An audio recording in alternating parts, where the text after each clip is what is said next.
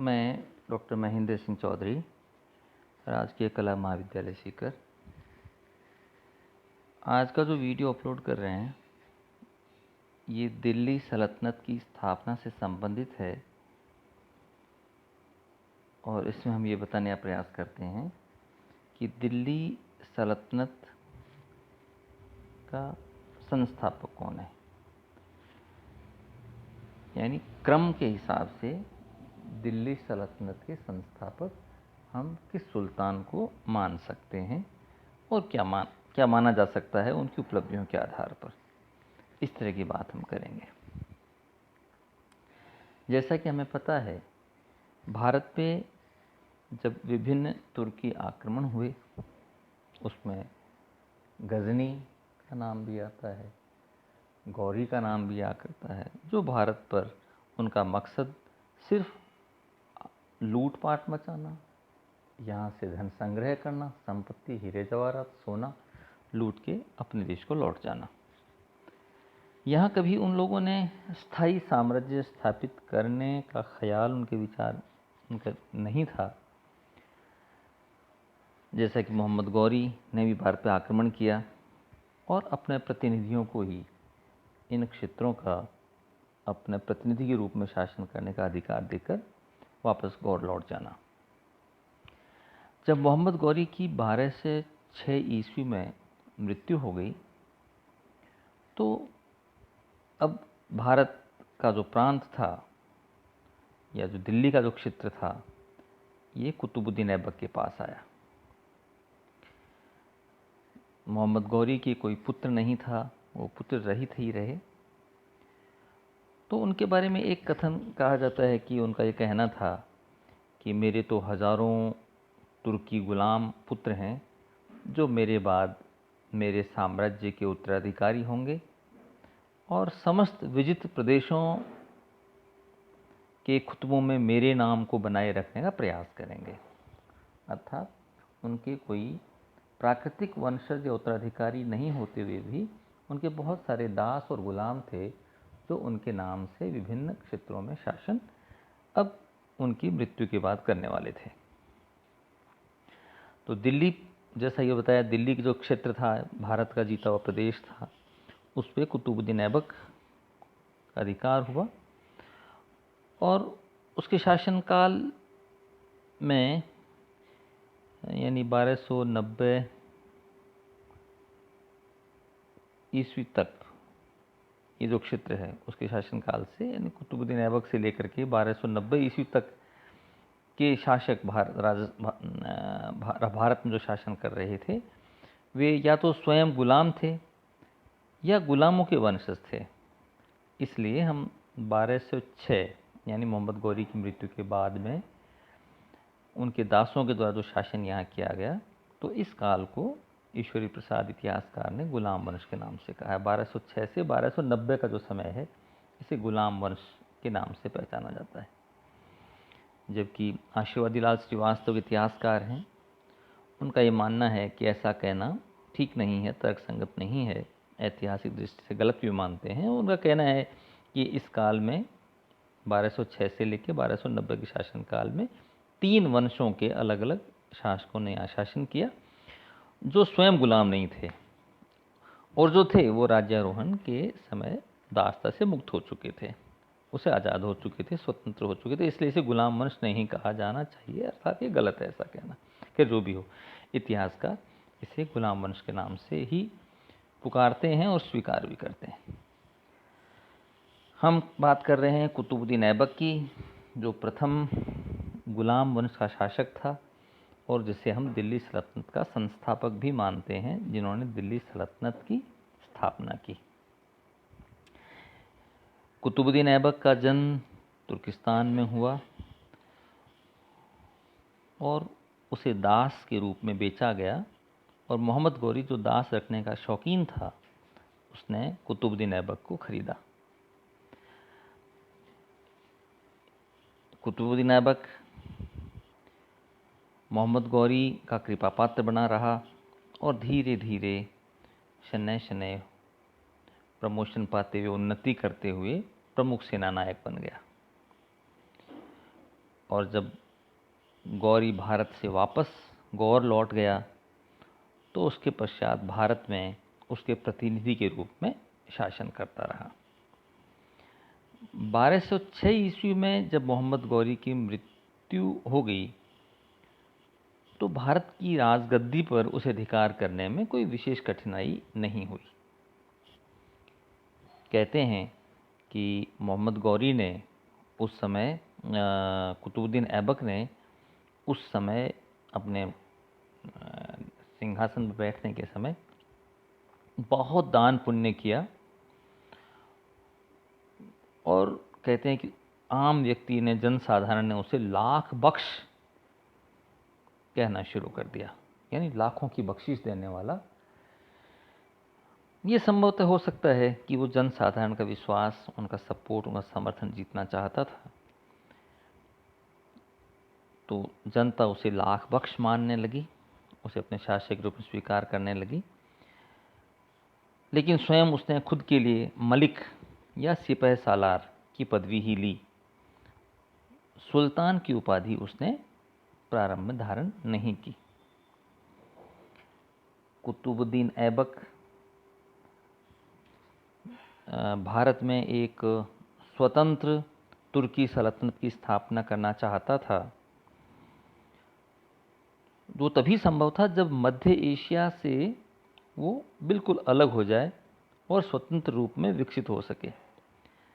लेकिन इसके लिए वो गौर वंशी जो शासक थे, गौर के जो शासक थे, उनसे किसी प्रकार का झगड़ा या उनका कोई विरोध भी नहीं चाहता था और वो स्वयं की वैधानिक स्थिति को भी मजबूत करना चाहता था ताकि उसके सामंत उसे वैधानिक रूप से सुल्तान मानने लगे। इसलिए कुतुबुद्दीन ने गौर के शासक के सामने ये प्रस्ताव रखा, अपनी खुद की स्थिति मजबूत करने के लिए प्रस्ताव रखा कि यदि वे लोग उसे भारत के स्वतंत्र शासक के रूप में मान्यता दे दें तो ऐबक उन्हें ख्वारिज्म के शासक के विरुद्ध सैनिक सहायता देगा। ख्वारिज्म के शासक के साथ में गौर के संबंध अच्छे नहीं थे और उनके संघर्ष की स्थिति बनी रहती थी। चूंकि गौर के शासकों को ख्वारिज्म के विरुद्ध सैनिक सहायता चाहिए थी और कुतुबुद्दीन चूंकि बहुत दूर था, भारत में शासन कर रहा था, उसको अपने अधीन रखना भी उनके लिए इतना आसान नहीं था। इसलिए 1208 ईस्वी में उन्होंने ऐबक को दासता से मुक्त कर दिया। ऐसा करने से एक बहुत बड़ा लाभ कुतुबुद्दीन ऐबक को मिला कि अब जो उसके दूसरे मुस्लिम प्रतिद्वंद्वी थे, उन प्रतिद्वंदियों का वो आराम से दमन करके, उनको दबा करके और अपनी स्थिति को सुदृढ़ कर सकता था, मजबूती से वो शासक के रूप में स्थापित हो सकता था। ये बहुत बड़ा काम किया था कि मध्य एशिया की राजनीति से भारत को मुक्त कर लिया था। गौरी की मृत्यु के बाद उसका साम्राज्य उसके सेना नायकों में बांट लिया गया। हम उदाहरणतः कह सकते हैं जिनका प्रभाव भारत पे भी हो सकता था। यल्दोज जो गजनी का शासक था, वो दिल्ली को अपना हिस्सा मानता था।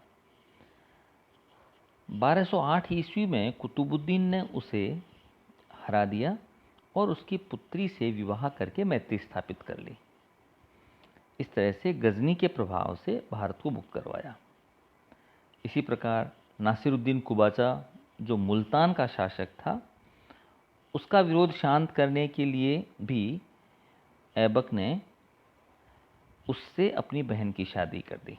तो दोनों के साथ में मैत्री और वैवाहिक संबंध स्थापित हो गए। इस प्रकार ये दोनों जो विरोधी थे, ये भी इसके समर्थक हो गए। इसके अलावा उस समय भारत का राजनीतिक वातावरण उसके बहुत अनुकूल नहीं था। गौरी की मरने की सूचना पाते ही यहाँ के जो राजपूत, जो छोटे छोटे स्टेट्स थे, छोटे छोटे राज्य थे, नरेश जो राजपूत राजा थे, उन्होंने तुर्की प्रभुत्व को समाप्त करने का प्रयास शुरू कर दिया। कई छोटे राज्यों ने दिल्ली को राजस्व भेजना बंद कर दिया, टैक्स या कर देना बंद कर दिया। भारत के इन राजाओं को वह पूर्ण रूपेण उनका दमन नहीं कर सका, लेकिन उसने इस दिशा में प्रयास किया और बदायूं के हिंदू सरदारों का दमन किया और अपने दामाद इल्तुतमिश, जो बाद में इसके उत्तराधिकारी भी बनते हैं और जिसे हम दिल्ली सल्तनत का वास्तविक संस्थापक मानते हैं, तो अपने दामाद इल्तुतमिश को वहाँ का सूबेदार नियुक्त किया। वह यल्दौज और ख्वारिज्म के भय से राजपूतों का सामना नहीं कर पा रहा था। खैर, तो इनका भी काफ़ी हद तक इसने दमन किया और आंतरिक समस्याओं से भी अपने साम्राज्य को सुरक्षित किया। नवंबर 1210 में लाहौर में ही चौगान खेलते समय घोड़े से गिरने पर उनकी मृत्यु हो गई। तो बहुत कम समय मिला शासन करने का कुतुबुद्दीन ऐबक को, लेकिन फिर भी हम उसे दिल्ली सल्तनत का संस्थापक मानते हैं। हालांकि हम जब वास्तविक संस्थापक की बात करते हैं तो वो एक अलग विषय होता है, उसे अगले वीडियो में मैं शेयर करूंगा। ऐबक को भारत के मुस्लिम शासन या मुस्लिम राज्य का संस्थापक माना जाता है। मोहम्मद गौरी की अनुपस्थिति में जो जीते हुए क्षेत्र थे, प्रदेश थे, उसकी सुरक्षा करना, हिंदू शासकों के विद्रोह का दमन करना, साम्राज्य का विस्तार करना, ये कुतुबुद्दीन ऐबक की महत्वपूर्ण उपलब्धियां मानी जा सकती हैं। गौरी की मृत्यु के बाद भारत के मुस्लिम राज्य को एक स्वतंत्र राज्य बनाकर मध्य एशिया की या गौर के प्रभाव से, गजनी के प्रभाव से, मध्य एशिया की राजनीति से उसे अलग करके ऐबक ने बहुत बड़ा योगदान दिया, बहुत बड़ा काम किया है। अपने विरोधियों के साथ वैवाहिक संबंध स्थापित करके दूरदर्शिता का परिचय दिया। इसका शासन सेना तथा धर्म पर आधारित था, क्योंकि उस समय का जो व्यवस्था थी, राजनीतिक व्यवस्था थी, वो पावर और धर्म इन दोनों पर आधारित हुआ करती थी। इसलिए मुस्लिम इतिहासकारों की दृष्टि में धर्मांधता, क्रूरता, हत्याएं किसी भी तरह से निंदनीय प्रतीत नहीं होती हैं, क्योंकि वो इसे शासन और धर्म का हिस्सा ही मानकर चलते थे। उनके विचार से कुतुबुद्दीन ऐबक मुस्लिम आदर्शों को मानने वाला सुल्तान था और विषम परिस्थितियों के बावजूद उसने भारत में मुस्लिम राज्य की नींव को मजबूती से स्थापित करने का या सुदृढ़ बनाने का प्रयास किया। ऐबक को प्रशासन में सुधार करने का समय नहीं मिल पाया, फिर भी उसके शासन काल में शांति व्यवस्था बनी रही। स्थानीय शासन, जिसे हम लोकल एडमिनिस्ट्रेशन कहते हैं, तो स्थानीय प्रशासन शासन उसने भारतीय पदाधिकारियों पर ही छोड़ दिया। यहाँ किसी प्रकार के कोई दूसरे अधिकारी उसने नियुक्त नहीं किए। राजस्व नियम भी पुराने ही बने रहे, अर्थात स्थानीय व्यवस्था के साथ किसी प्रकार की छेड़छाड़, उसमें बदलाव नहीं किया। न्याय व्यवस्था भी बहुत अव्यवस्थित रही, जैसा कि एक इतिहासकार का मानना है, आशीर्वादी राज श्रीवास्तव का मानना है कि उनके शासनकाल में न्याय व्यवस्था भद्दी, भोंडी और अव्यवस्थित थी। खैर, मुस्लिम स्थापत्य कला का आरंभ भी उसी के प्रयासों का परिणाम था कि उस समय स्थापत्य के कुछ प्रतीकों का निर्माण भारत में हुआ। उसने दिल्ली में कुबातुल इस्लाम नामक मस्जिद का निर्माण करवाया। इसी तरह से ख्वाजा कुतुबुद्दीन की यादगार में उन्हीं के नाम से दिल्ली में कुतुब मीनार का निर्माण का कार्य आरंभ करवाया। इसी तरह से अजमेर में हिंदू मंदिरों की सामग्री से एक मस्जिद बनवाई, जो 2.5 दिन की झोपड़ा के नाम से पहचानी जाती है। हम सारांशतः ये कह सकते हैं कि अपने शासन के बहुत ही अल्प काल में अर्थात 1206 से 1210 के मध्य अपने शासन ऐबक ने अपनी व्यक्तिगत योग्यता के माध्यम से दिल्ली सल्तनत की आधारशिला रखी। इसका महत्व भारत के राज्य को गजनी या मध्य एशिया कह सकते हैं, मध्य एशिया की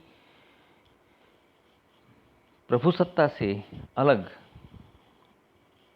उनके प्रभाव से अलग भारत में स्वतंत्र राज्य का स्तर प्रदान करने में इसका महत्व हम आंक सकते हैं। और संभवतः इसीलिए हम कुतुबुद्दीन को भारत में दिल्ली सल्तनत का संस्थापक मान सकते हैं। Thank you.